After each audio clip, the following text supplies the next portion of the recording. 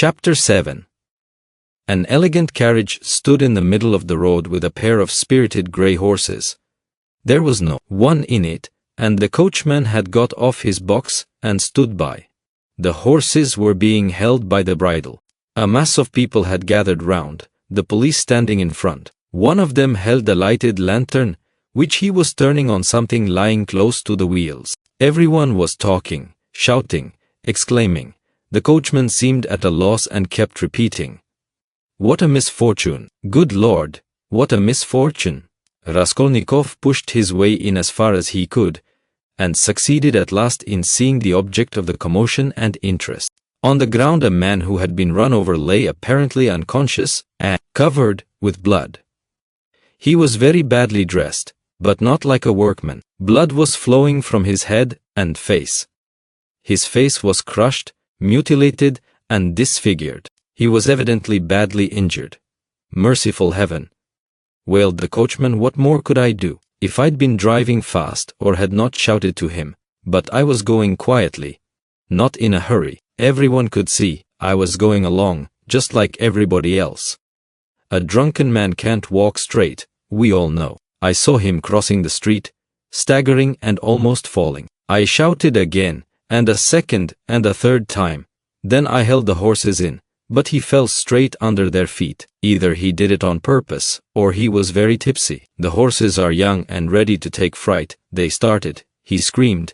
That made them worse. That's how it happened. That's just how it was. A voice in the crowd confirmed. He shouted, "That's true." He shouted 3 times. Another voice declared. 3 times it was. We all heard it, shouted a third. But the coachman was not very much distressed and frightened. It was evident that the carriage belonged to a rich and important person who was awaiting it somewhere.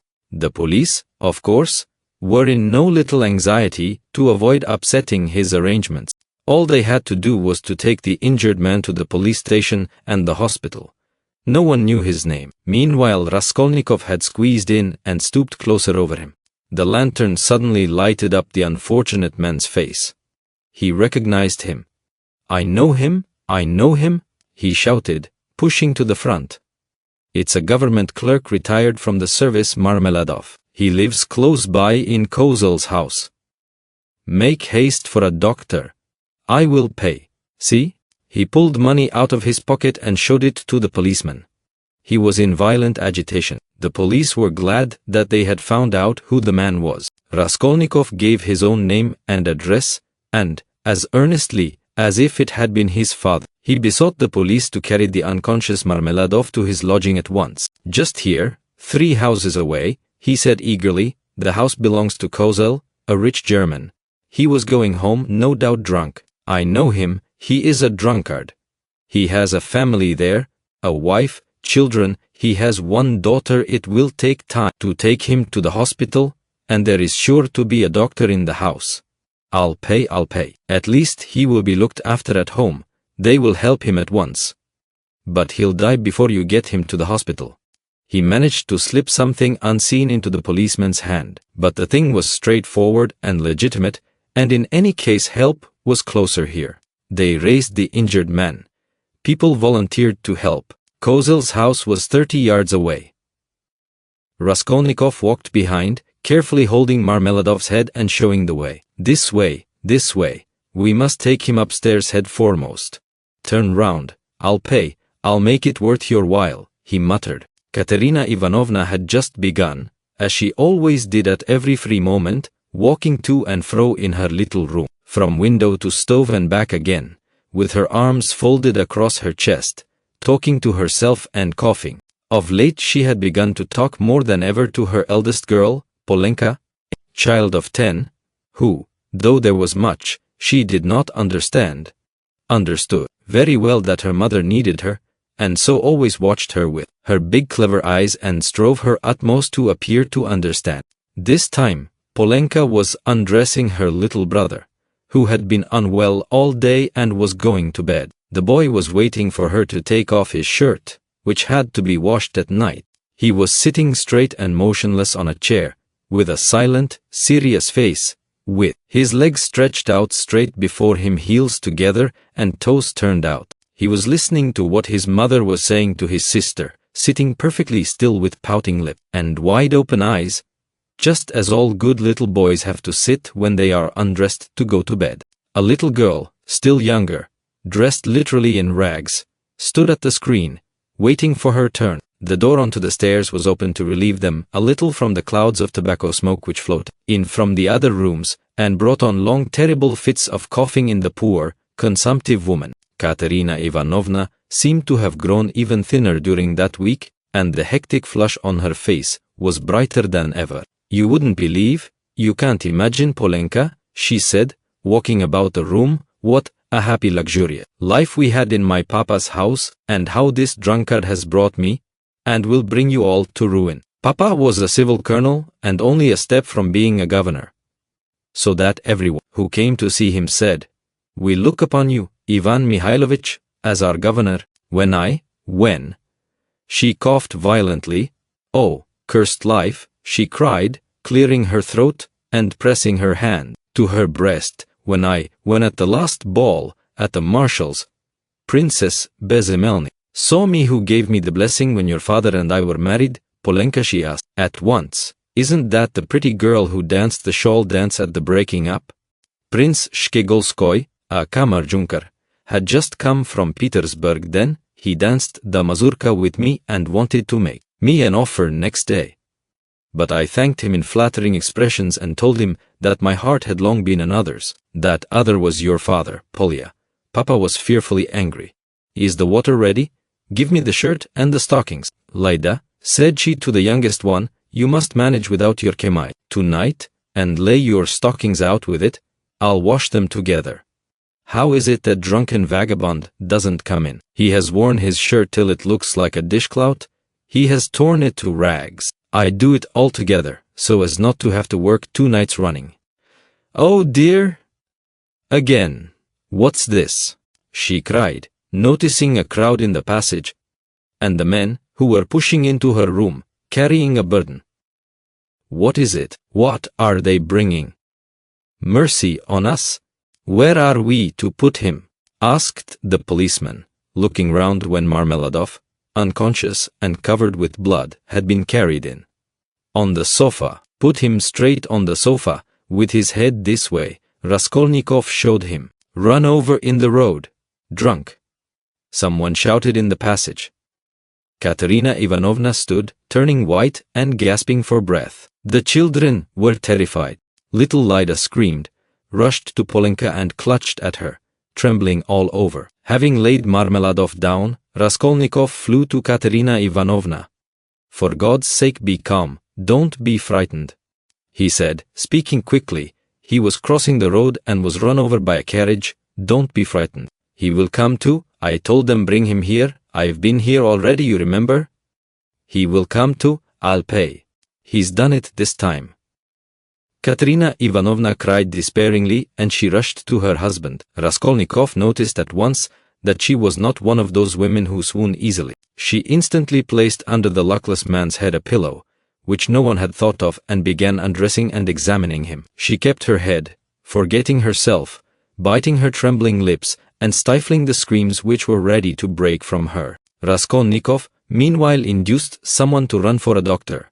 There was a doctor, it appeared, next door but one. "I've sent for a doctor," he kept assuring Katerina Ivanovna.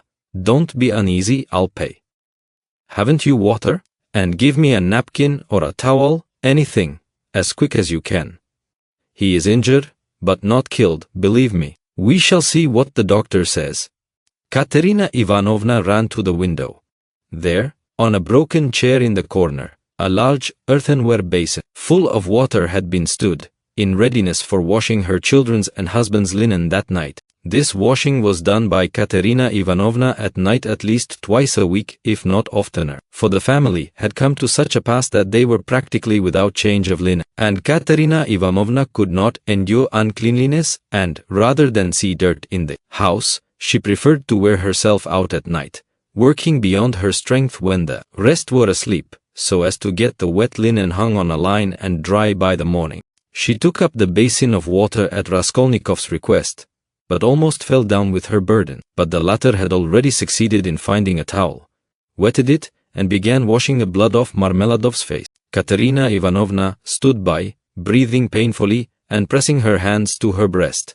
She was in need of attention herself. Raskolnikov began to realize that he might have made a mistake in having the injured man brought here. The policeman, too, stood in hesitation. "Polenka," cried Katerina Ivanovna, "run to Sonia. Make haste. If you don't find her at home, leave word that her father has been run over and that she is to come here at once, when she comes in. Run, Polenka. There, put on the shawl. Run your fastest," cried the little boy on the chair suddenly, after which he relapsed into the same dumb rigidity, with round eyes, his heels thrust forward, and his toes spread out. Meanwhile the room had become so full of people that you couldn't have dropped a pin. The policemen left, all except one, who remained for a time, trying to drive out the people who came in from the stairs. Almost all Madame Lipevexel's lodgers had streamed in from the inner rooms of the flat. At first, they were squeezed together in the doorway, but afterwards they overflowed into the room. Katerina Ivanovna flew into a fury. "You might let him die in peace? At least," she shouted at the crowd. "Is it a spectacle for you to gape at? With cigarettes, you might as well keep your hats on. And there is one in his hat. Get away. You should respect the dead at least." Her cough choked her, but her reproaches were not without result. They evidently stood in some awe of Katerina Ivanovna. The lodgers, one after another, squeezed back into the doorway with that strange inner feeling of satisfaction, which may be observed in the presence of a sudden accident, even in those nearest and dearest to the victim, from which no living man is exempt, even in spite of the sincerest sympathy and compassion. Voices outside were heard, however, speaking of the hospital, and saying that they'd no business to make a disturbance here. "No business to die," cried Katerina Ivanovna, and she was rushing to the door to vent her wrath upon them. But in the doorway came face to face with Madame Lipevexel, who had only just heard of the accident, and ran in to restore order. She was a particularly quarrelsome and irresponsible German. "Ah, my God," she cried, clasping her hands, "your husband drunken horses have trampled. To the hospital with him. I am the landlady. Amalia Ludwigovna, I beg you to recollect what you are saying," Katerina Ivanovna began haughtily. "Amalia Ludwigovna, I have you once before told that you to call me Amalia Ludwigovna may not dare. I am Amalia Ivanovna. You are not Amalia Ivanovna, but Amalia Ludwigovna, and as I am not one of your despicable flatterers like Mr. Lebeziatnikov, who's laughing behind the door at this moment, so I shall always call you Amalia Ludwigovna, though I fail to understand why you disliked that name. You can see for yourself what has happened to Semyon Zaharovich. He is dying. I beg you to close that door at once and to admit no one. Let him at least die in peace. Or I warn you the Governor-General himself shall be informed of your conduct tomorrow." The prince knew me as a girl. He remembers Semyon Zaharovich well, and has often been a benefactor to him. Everyone knows that Semyon Zaharovich had many friends and protectors, whom he abandoned himself from an honorable pride, knowing his unhappy weakness. But now a generous young man has come to our assistance, who has wealth and connections, and whom Semyon Zaharovich has known from a child. You may rest assured, Amalia Ludwigovna." All this was uttered with extreme rapidity, getting quicker and quicker, but a cough suddenly cut short Katerina Ivanovna's eloquence. At that instant, the dying man recovered consciousness and uttered a groan. She ran to him. The injured man opened his eyes, and without recognition or understanding gazed at Raskolnikov, who was bending over him. He drew deep, slow, painful breaths. Blood oozed at the corners of his mouth, and drops of perspiration came out on his forehead. Not recognizing Raskolnikov, he began looking round uneasily. Katerina Ivanovna looked at him with a sad but stern face, and tears trickled from her eyes.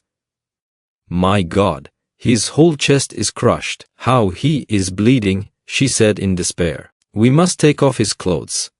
Turn a little, Semyon Zaharovich, if you can," she cried to him. Marmeladov recognized her. "A priest?" he articulated huskily. Katerina Ivanovna walked to the window, laid her head against the window frame and exclaimed in despair. "Oh, cursed life! A priest?" the dying man said again after a moment's silence. "The gone for him," Katerina Ivanovna shouted to him. He obeyed her shout and was silent. With sad and timid eyes, he looked for her. She returned and stood by his pillow.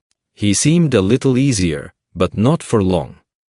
Soon his eyes rested on little Lida, his favorite, who was shaking in the corner, as though she were in a fit, and staring at him with her wondering childish eyes. "Ah," he signed towards her uneasily. He wanted to say something. "What now?" cried Katerina Ivanovna. "Barefoot, barefoot," he muttered, indicating with frenzied eyes the child's bare feet. "Be silent," Katerina Ivanovna cried irritably. "You know why she is barefooted." "Thank God, the doctor," exclaimed Raskolnikov, relieved. The doctor came in, a precise little old man, a German, looking about him mistrustfully. He went up to the sick man, took his pulse, carefully felt his head, and with the help of Katerina Ivanovna, he unbuttoned the blood-stained shirt, and bared the injured man's chest. It was gashed, crushed, and fractured. Several ribs on the right side were broken. On the left side, just over the heart, was a large, sinister-looking yellowish-black bruise, a cruel kick from the horse's hoof. The doctor frowned. The policeman told him that he was caught in the wheel and turned round with it for 30 yards on the road. "It's wonderful that he has recovered consciousness," the doctor whispered softly to Raskolnikov. "What do you think of him?" he asked. "He will die immediately." "Is there really no hope?" "Not the faintest. He is at the last gasp. His head is badly injured, too. I could bleed him if you like, but it would be useless. He is bound to die within the next 5 or 10 minutes. Better bleed him then, if you like. But I warn you it will be perfectly useless."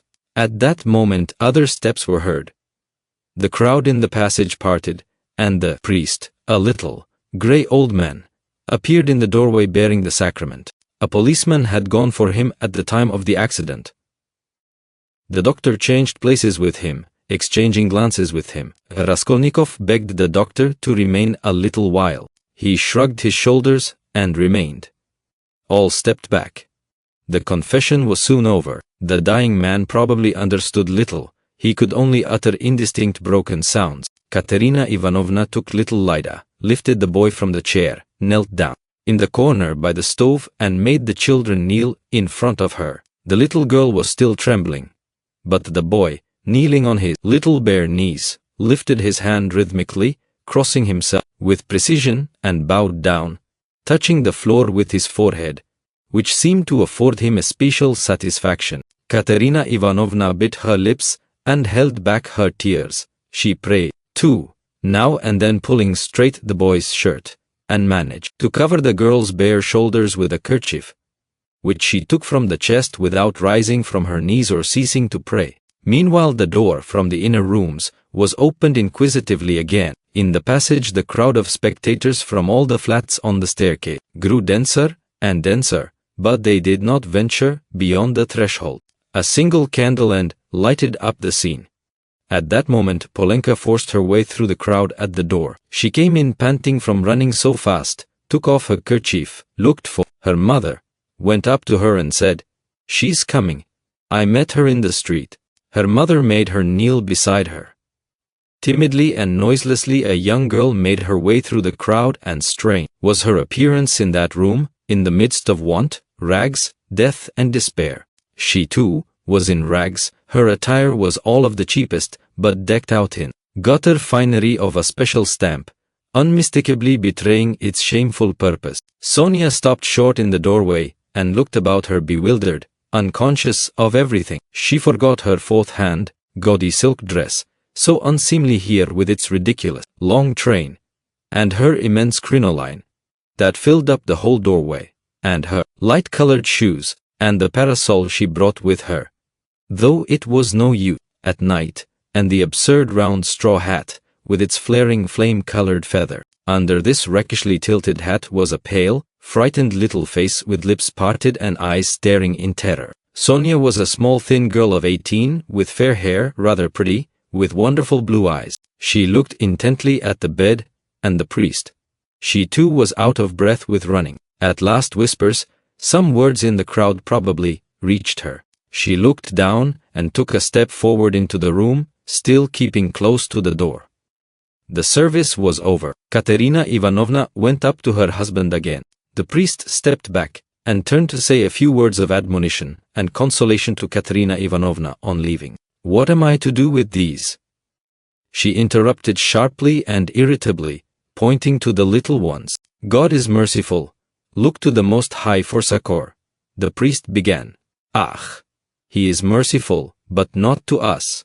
"That's a sin, madam," observed the priest, shaking his head. "And isn't that a sin?" cried Katerina Ivanovna, pointing to the dying man. "Perhaps those who have involuntarily caused the accident will agree to compensate you, at least for the loss of his earnings." "You don't understand," cried Katerina Ivanovna, angrily waving her hand. "And why should they compensate me? Why, he was drunk and threw himself under the horses. What earnings?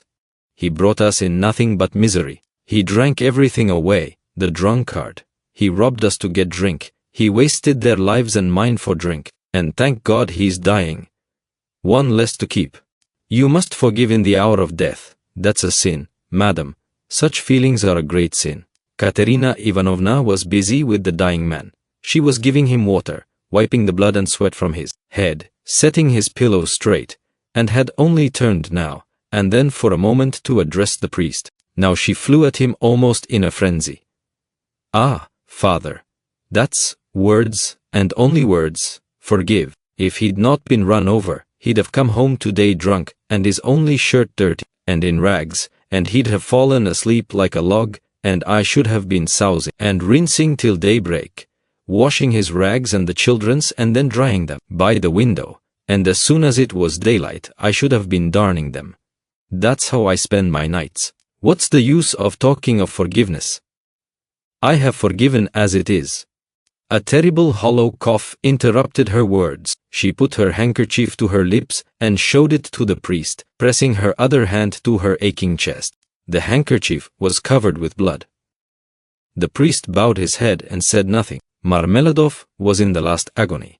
He did not take his eyes off the face of Katerina Ivanovna, who was bending over him again. He kept trying to say something to her. He began moving his tongue with difficulty and articulating indistinctly. But Katerina Ivanovna, understanding that he wanted to ask her forgiveness, called peremptorily to him, "Be silent, no need. I know what you want to say." And the sick man was silent, but at the same instant, his wandering eyes strayed to the doorway and he saw Sonia. Till then he had not noticed her. She was standing in the shadow in a corner. "Who's that? Who's that?" he said suddenly, in a thick, gasping voice, in agitation, turning his eyes in horror towards the door, where his daughter was standing, and trying to sit up. "Lie down, lie down," cried Katerina Ivanovna. With unnatural strength he had succeeded in propping himself on his elbow. He looked wildly and fixedly for some time on his daughter, as though not recognizing her. He had never seen her before in such attire. Suddenly he recognized her, crushed and ashamed in her humiliation and gaudy finery, meekly awaiting her turn to say goodbye to her dying father. His face showed intense suffering. "Sonia, daughter, forgive," he cried, and he tried to hold out his hand to her, but losing his balance, he fell off the sofa, face downwards on the floor. They rushed to pick him up. They put him on the sofa, but he was dying. Sonia, with a faint cry, ran up, embraced him, and remained so without moving. He died in her arms. "He's got what he wanted," Katerina Ivanovna cried, seeing her husband's dead body. "Well, what's to be done now? How am I to bury him? What can I give them tomorrow to eat?" Raskolnikov went up to Katerina Ivanovna. "Katerina Ivanovna," he began, "last week your husband told me all his life and circumstances. Believe me, he spoke of you with passionate reverence from that evening, when I learned how devoted he was to you all, and how he loved and respected you especially, Katerina Ivanovna, in spite of his unfortunate weakness. From that evening we became friends. Allow me now to do something to repay my debt to my dead friend." Here are 20 rubles, I think, and if that can be of any assistance to you, then in short, I will come again. I will be sure to come again. I shall perhaps come again tomorrow. Goodbye.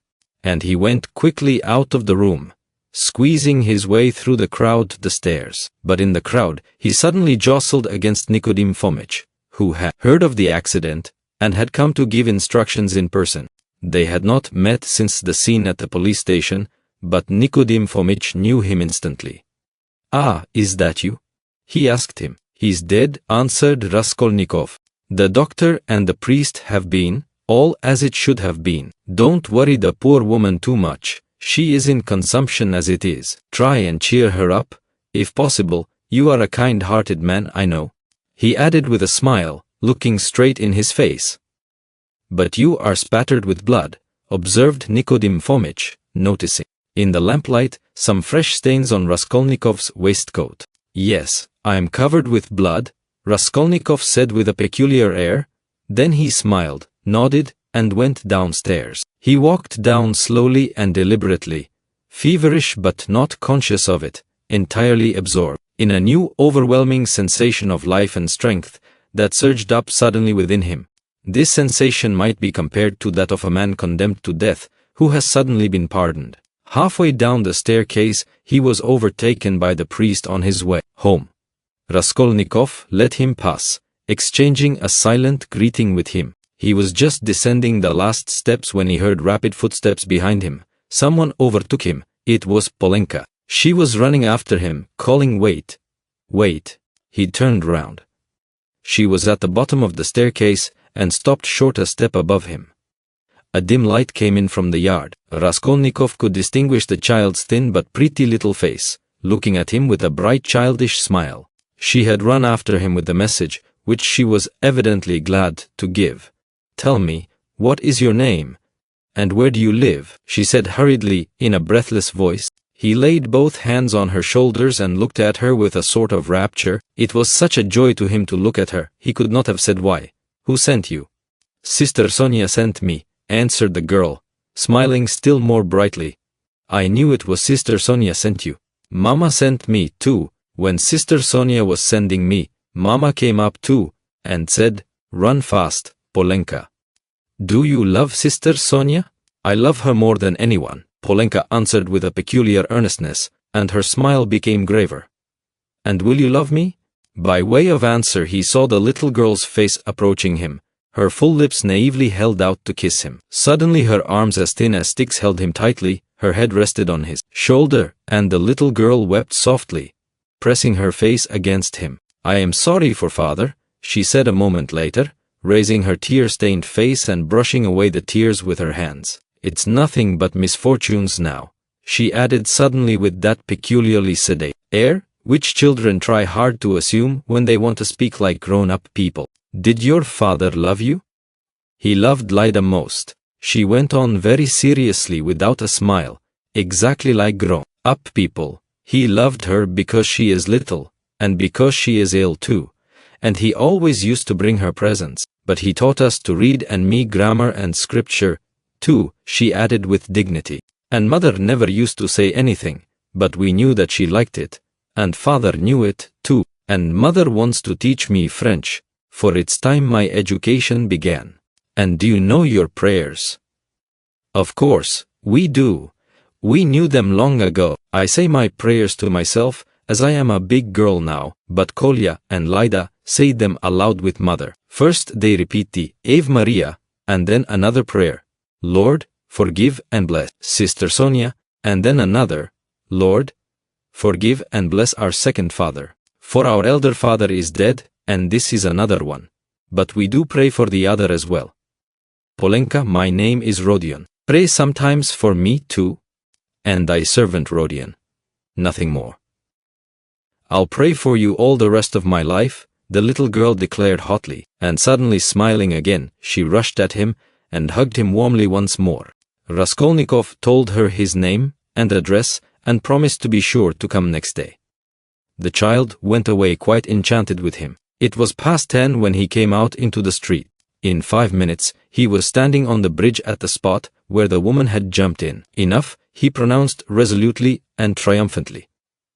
I've done with fancies, imaginary terrors and phantoms. Life is real. Haven't I lived just now?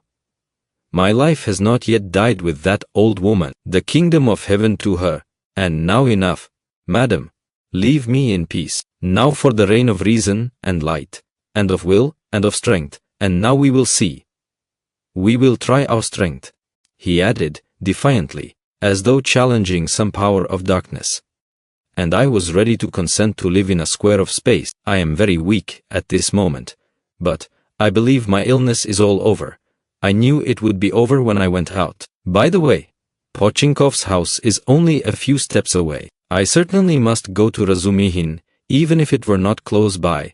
Let him win his bet. Let us give him some satisfaction, too. No matter. Strength is what one wants. You can get nothing without it, and strength must be won by strength. That's what they don't know, he added proudly and self-confidently, and he walked with flagging footsteps from the bridge.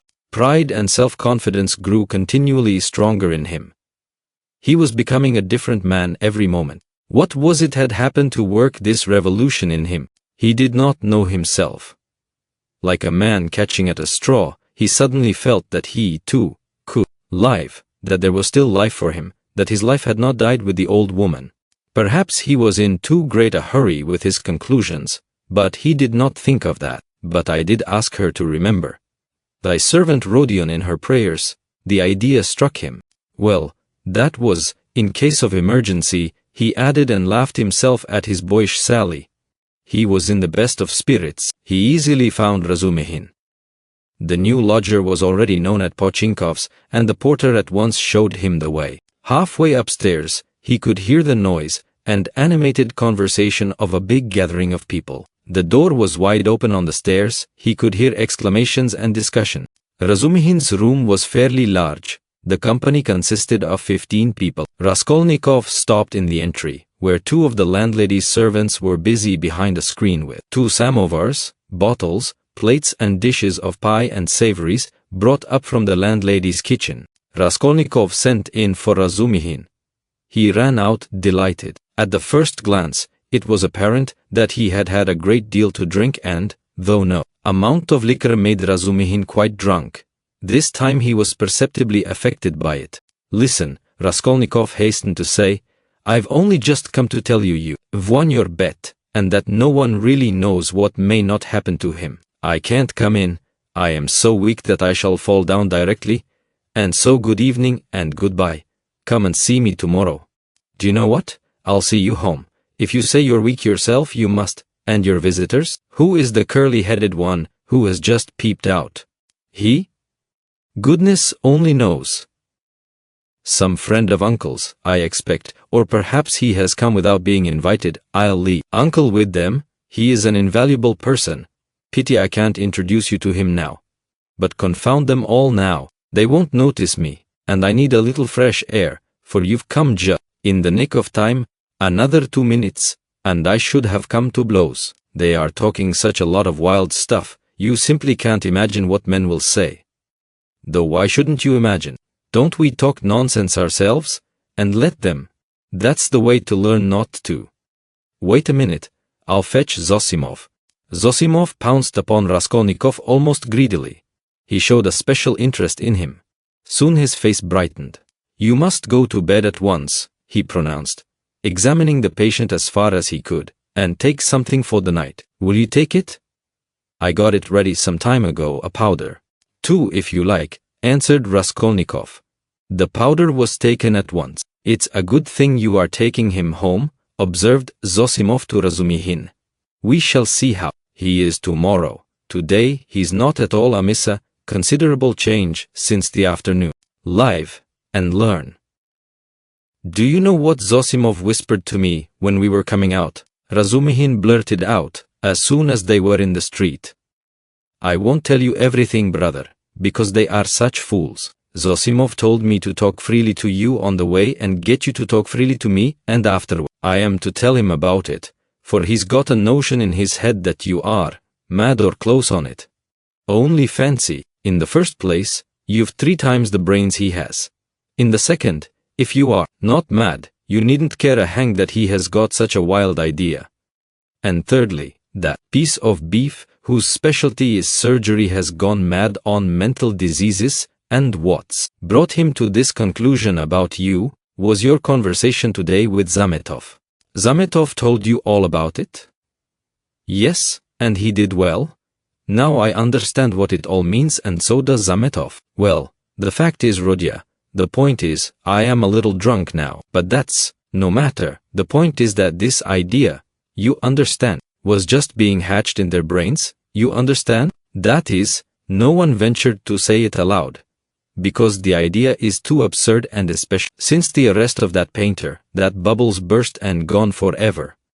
But why are they such fools? I gave Zametov a bit of a thrashing at the time. That's between ourselves, brother. Please don't let out a hint that you know of it.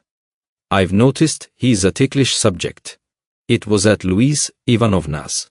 But today it's all cleared up, that Ilya Petrovich is at the bottom of it. He took advantage of your fainting at the police station, but he is ashamed of it himself now. I know that. Raskolnikov listened greedily. Razumihin was drunk enough to talk too freely. I fainted then, because it was so close, and the smell of paint, said Raskolnikov. No need to explain that. And it wasn't the paint only. The fever had been coming on for a month. Zosimov testifies to that. But how crushed that boy is now, you wouldn't believe. I am not worth his little finger, he says. Yours, he means.